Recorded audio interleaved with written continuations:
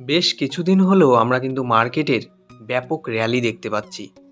প্রতিদিন আমরা আশা করছি যে মার্কেট এখান থেকে কিছু কারেকশন দিতে পারে, কিন্তু সেটা না করে মার্কেট কিন্তু প্রতিদিন new higher to high level তৈরি করছে। কিন্তু মার্কেটের ধর্মই কারেকশন দিয়ে আবার র্যালি দেওয়া। তো আগামী সপ্তাহ থেকে মার্কেট কিন্তু কিছুটা কারেক্ট হতে পারে। এই সময়ে আপনার পোর্টফোলিওতে এমন কিছু স্টক রাখা উচিত যেগুলি ফান্ডামেন্টালি স্ট্রং। তো আজকের ভিডিওতে আমরা এমন একটি শেয়ার নিয়ে আলোচনা করব যে শেয়ারটি ফান্ডামেন্টালি যথেষ্ট স্ট্রং এবং আগামী দিনেও মার্কেট কারেকশন দিলেও এই শেয়ারটির কিন্তু ব্যাপক পসিবিলিটি রয়েছে আগামী দিনে নতুন হাই লেভেল তৈরি করা। Indian railway finance corporation limited অর্থাৎ IRFC।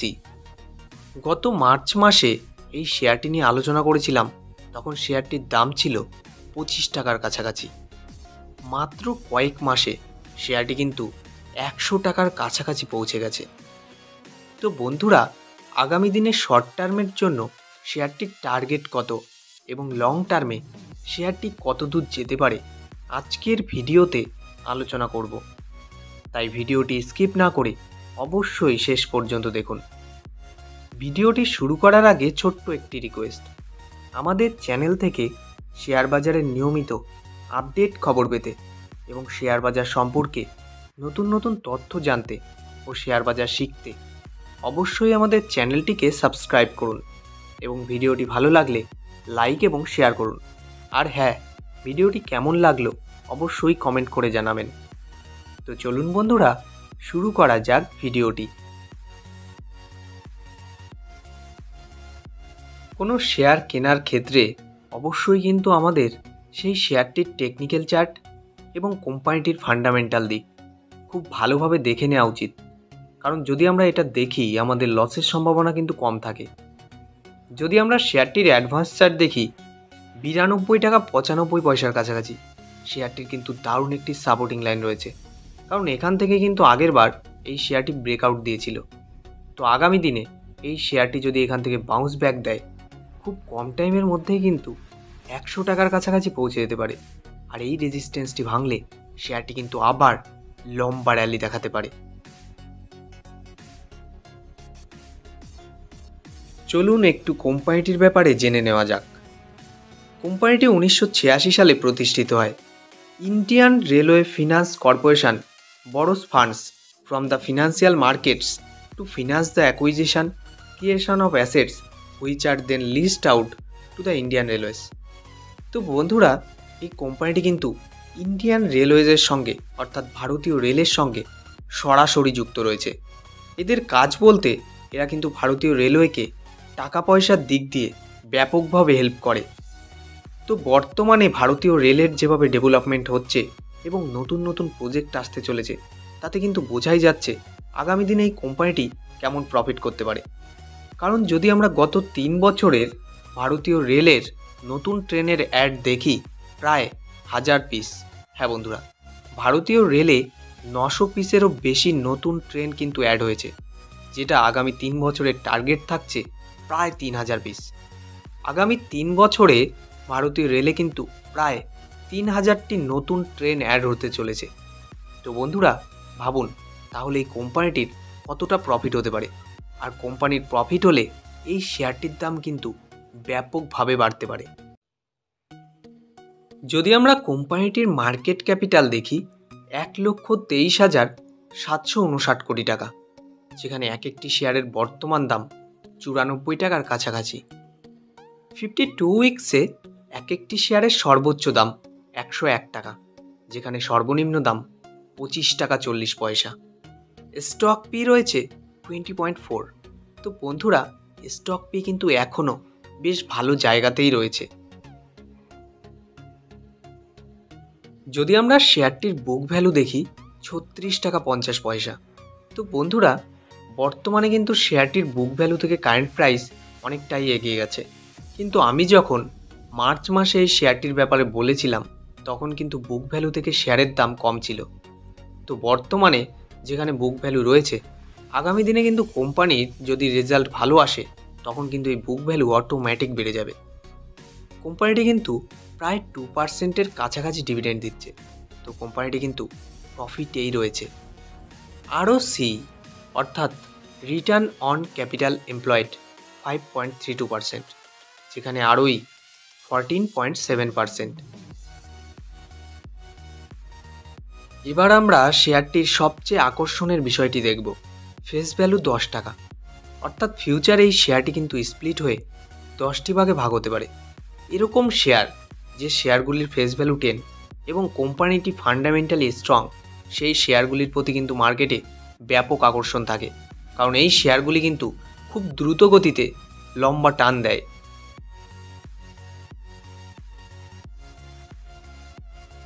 বিগত কয়েকদিনের এই শেয়ারটির যদি আমরা ট্রানজ্যাকশন ভলিউম দেখি, তাহলে কিন্তু দেখতে পাচ্ছি ব্যাপকভাবে কেনাবেচা হয়েছে। এ থেকে বোঝা যাচ্ছে এই শেয়ারটির প্রতি মানুষের আগ্রহ কিন্তু দিন দিন বেড়েই যাচ্ছে। গত 5 বছরে কোম্পানিটি কিন্তু 26%-এর কাছাকাছি তাদের প্রফিট প্রতি বছরে বাড়াতে পেরেছে, এবং কোম্পানিটি কিন্তু 31%-এর কাছাকাছি ডিভিডেন্ড দিচ্ছে। এই দুটি দিক দেখেই কিন্তু বোঝা যাচ্ছে কোম্পানিটি কিন্তু ফান্ডামেন্টালি যথেষ্ট স্ট্রং।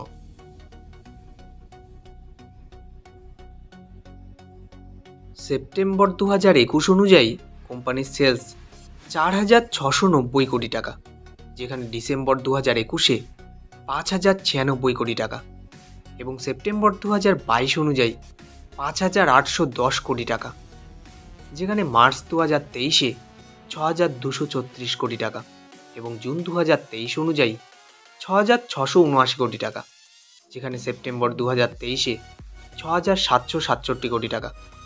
লক্ষ্য করে দেখুন, প্রতি কোয়ার্টারে কোম্পানির সেলস কিন্তু ব্যাপকভাবে বাড়ছে। কোনো কোম্পানির যখন সেলস বাড়ে তখন কিন্তু প্রফিটও বাড়ে, আর প্রফিট বাড়লে শেয়ারের দাম কিন্তু বাড়বেই বাড়বে। পাশাপাশি যদি আমরা অপারেটিং প্রফিট দেখি, সেপ্টেম্বর 2021-এ ছিল 4,662 কোটি টাকা, যেখানে মার্চ 2022-এ 5,849 কোটি টাকা, এবং সেপ্টেম্বর 2022 অনুযায়ী 5,776 কোটি টাকা, যেখানে মার্চ 2023-এ 6,189 কোটি টাকা, এবং সেপ্টেম্বর 2023 অনুযায়ী 6,733 কোটি টাকা।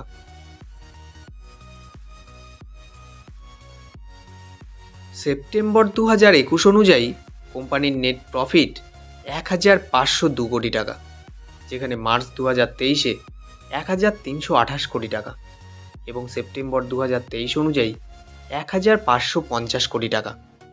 লক্ষ্য করে দেখুন, কোম্পানিটির কিন্তু কোনো কোয়ার্টারেই লস নেই, বরং প্রত্যেক কোয়ার্টারে কোম্পানির প্রফিট কিন্তু 1,500 কোটি টাকার কাছাকাছি। তো এটি কিন্তু কোম্পানিটির জন্য দারুণ খবর।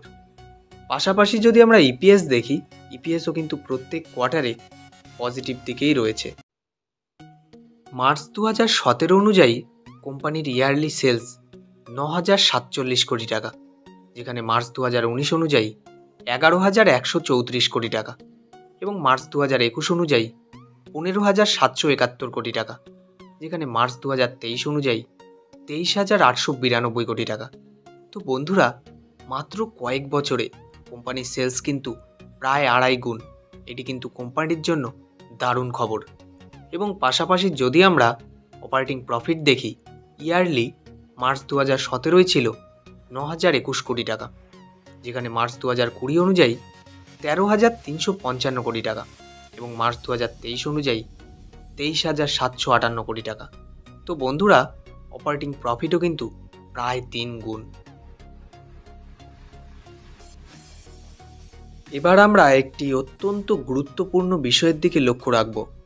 কম্পাউন্ডেড সেলস গ্রোথ 10 বছরে 16%, যেখানে 5 বছরে 21%, 3 বছরেও 21%। কম্পাউন্ডেড প্রফিট গ্রোথ 10 বছরে 28%, যেখানে 5 বছরে 25%, এবং 3 বছরে 26%। খুব কম কোম্পানি রয়েছে যারা 10 বছরে তাদের কম্পাউন্ডেড প্রফিট গ্রোথ 28% রাখতে পেরেছে। তো আগামী দিনে এই কোম্পানিটি কিন্তু দারুণ জায়গায় পৌঁছতে পারে। মার্চ 2018 অনুযায়ী কোম্পানির রিজার্ভ 7,402 কোটি টাকা, যেখানে মার্চ 2020 অনুযায়ী 18,419 কোটি টাকা, এবং মার্চ 2022 অনুযায়ী 27,928 কোটি টাকা, যেখানে সেপ্টেম্বর 2023 অনুযায়ী 34,615 কোটি টাকা। তো বন্ধুরা, প্রতি বছর কোম্পানির রিজার্ভ কিন্তু ব্যাপকভাবে বাড়ছে। এটি কিন্তু কোম্পানিটির জন্য পজিটিভ সাইন। পাশাপাশি যদি আমরা বরোয়িংস দেখি, সেটিও কিন্তু বেড়েই চলেছে। এটি কিন্তু চিন্তার বিষয়। যেখানে মার্চ 2018 ছিল 1,34,006 কোটি টাকা, সেখানে মার্চ 2020 অনুযায়ী 2,34,377 কোটি টাকা এবং সেপ্টেম্বর 2023 অনুযায়ী 4,06,443 কোটি টাকা। তো বন্ধুরা, এটি থেকে কিন্তু চিন্তা করার খুব একটা কারণ নেই, কারণ এটি যেহেতু ফিনান্সিয়াল সেক্টরের মধ্যে পড়ে, এ ধরনের কোম্পানির বরোয়িংস বেশি থাকবে, এটি কিন্তু স্বাভাবিক। কোম্পানিটির শেয়ার প্রমোটারের কাছে আছে 86.36%, যেখানে এফআই এর কাছে 1.14% এবং ডিআই এর কাছে 1.63%। পাবলিকের কাছে কিন্তু এই শেয়ারটি আছে 10.88%। তো বন্ধুরা, ওভারঅল যদি আমরা দেখি, শেয়ারটি কিন্তু দারুণ। কারণ বন্ধুরা, ভারতীয় রেলের যেভাবে ডেভেলপমেন্ট হচ্ছে এবং আগামী দিনে যেভাবে নতুন নতুন প্রজেক্ট আসতে চলেছে, তাতে কিন্তু বোঝাই যাচ্ছে আগামী দিনে এই কোম্পানিটি কতটা প্রফিটেবল হতে পারে। তো বন্ধুরা, শেয়ার বাজার মানেই ঝুঁকিপূর্ণ, কিন্তু আপনার পোর্টফোলিওতে যদি এই শেয়ারটি আপনার সাধ্য মতন রাখেন, সঠিক জায়গায় রাখতে পারেন, তাহলে কিন্তু আগামী দিনে আপনি হয়ে যেতে পারেন মাল্টিব্যাগার। ভিডিওটি কেমন লাগলো অবশ্যই কমেন্ট করে জানান। ভালো লাগলে লাইক এবং শেয়ার করুন এবং আমাদের চ্যানেলের সঙ্গে জুড়ে থাকতে, শেয়ার বাজার নিয়ে নিয়মিত আপডেট খবর পেতে এবং শেয়ার বাজার শিখতে অবশ্যই আমাদের চ্যানেলটিকে সাবস্ক্রাইব করুন। সুস্থ থাকুন, ভালো থাকুন। দেখা হচ্ছে পরবর্তী ভিডিওতে।